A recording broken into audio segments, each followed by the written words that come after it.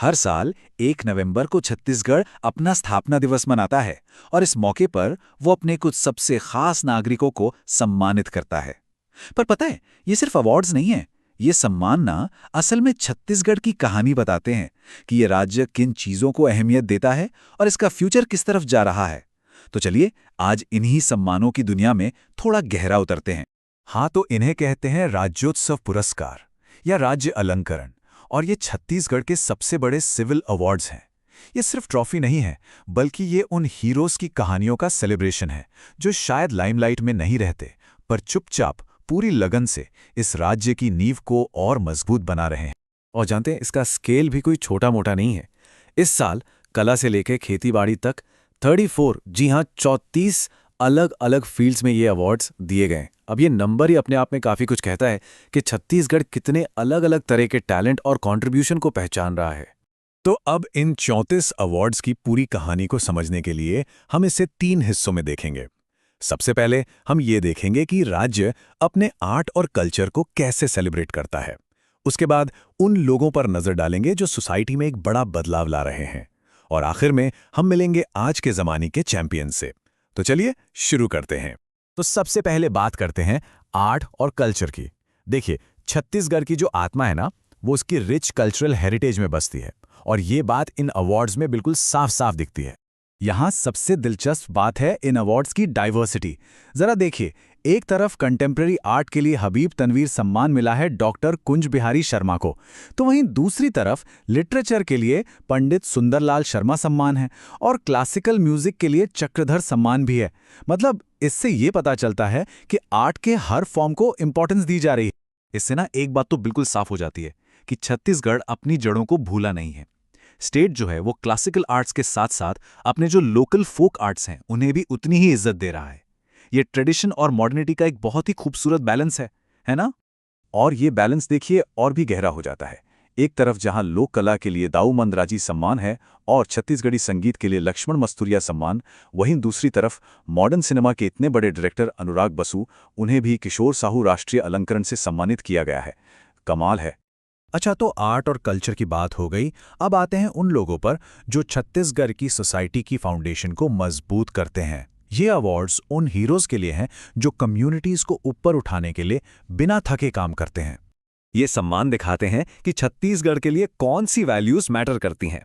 जैसे tribal upliftment के लिए शहीद वीर नारायण सिंह सम्मान है, अहिंसा और गौरक्षा के लिए यति यतनलाल सम्मान है, और सोशल कॉन्शियसनेस के लिए गुरु घासीदास सम्मान। ये सब मिलकर दिखाते हैं कि स्टेट एक इंक्लूसिव और हार्मोनियस सोसाइटी बनाने के लिए कितना कमिटेड है। तो मतलब इन अवार्ड्स का जो असल मकसद है वो सिर्फ किसी एक इंसान की अचीवमेंट को सेलिब्रेट करना नहीं है, बल्कि एक बड़े गोल को सेलिब्रेट करना है। जैसा कि यहाँ कहा गया है, ये सामाजिक सद्भाव और सामुदायिक कल्याण के प्रति गहरी प्रतिबद्धता का जश्न है। ये एक कलेक्टिव एफर्ट का सम्मान है। इसी कमिटमेंट के कुछ और उदाहरण देखते हैं। विमेन एम्पावरमेंट के लिए मिनीमाता सम्मान और महिलाओं के करेज के लिए वीरांगना अवंतीबाई लोधी स्मृति पुरस्कार। ये दोनों दिखाते हैं कि स्टेट विमेन एम्पावरमेंट को लेकर कितना सीरियस है। साथ ही कोऑपरेटिव मूवमेंट जैसे ग्रास रूट्स मूवमेंट्स को भी ठाकुर प्यारेलाल सिंह सम्मान के जरिए अप्रिशिएट किया गया है। तो हमने देख लिया कि छत्तीसगढ़ अपने ट्रेडिशंस और सोशल वैल्यूज को कैसे ऑनर करता है, लेकिन एक डेवलपिंग स्टेट के लिए मॉडर्न प्रोफेशंस भी तो उतने ही जरूरी हैं, है ना? तो सवाल ये उठता है कि स्टेट किन मॉडर्न फील्ड्स को रिकॉग्नाइज कर रहा है। और यहीं हम आते हैं अपने तीसरे और आखिरी हिस्से पर। ये उन चैंपियंस के बारे में है जो आज के ज़माने की फील्ड्स में एक्सेल कर रहे हैं, जैसे जर्नलिज्म, लॉ, मेडिसिन और स्पोर्ट्स। तो यहाँ हम देख सकते हैं कि स्टेट एक मॉडर्न सोसाइटी के पिलर्स को कैसे सम्मान दे रहा है। जर्नलिज्म, जिसे डेमोक्रेसी का चौथा पिलर कहते हैं, उसके लिए है चंदूलाल चंद्राकर पुरस्कार। फिर हेल्थ केयर में धनवंतरी सम्मान और लॉ के फील्ड में बैरिस्टर ठाकुर छेदीलाल सम्मान। ये सब उसी सोच को दिखाते हैं। और एक चीज यहाँ नोट करने वाली है कि एक्सीलेंस किसी एक इंसान तक ही लिमिटेड नहीं है। जैसे लॉ के फील्ड में ये सम्मान एक साथ कई लोगों को उनके इंपॉर्टेंट कंट्रीब्यूशन के लिए दिया गया। ये दिखाता है कि स्टेट कलेक्टिव एफर्ट्स को भी रिकॉग्नाइज करता है। और आखिर में दो ऐसे फील्ड्स जो किसी भी स्टेट की लाइफलाइन होते हैं, स्पोर्ट्स और एग्रीकल्चर। स्पोर्ट्स में एक्सेलेंस के लिए गुंडाधुर सम्मान, एग्रीकल्चर में इनोवेशन के लिए डॉक्टर खूबचंद बघेल पुरस्कार, और तो और आर्चरी जैसे ट्रेडिशनल स्पोर्ट के लिए महाराजा प्रबीर चंद भंजदेव सम्मान। ये सब स्टेट के फ्यूचर में एक इन्वेस्टमेंट की तरह है। तो अभी तक हमने इन अवार्ड्स को अलग अलग कैटेगरीज में देखा, लेकिन जब हम इन सबको एक साथ देखते हैं तो छत्तीसगढ़ की क्या पिक्चर सामने आती है? यही तो है इन सम्मानों की असली पावर। सोचिए, ट्राइबल वेलफेयर से लेकर संस्कृत लैंग्वेज के कॉन्जर्वेशन तक ये 34 अवार्ड्स स्टेट की प्रायोरिटीज का पूरा स्पेक्ट्रम दिखाते हैं।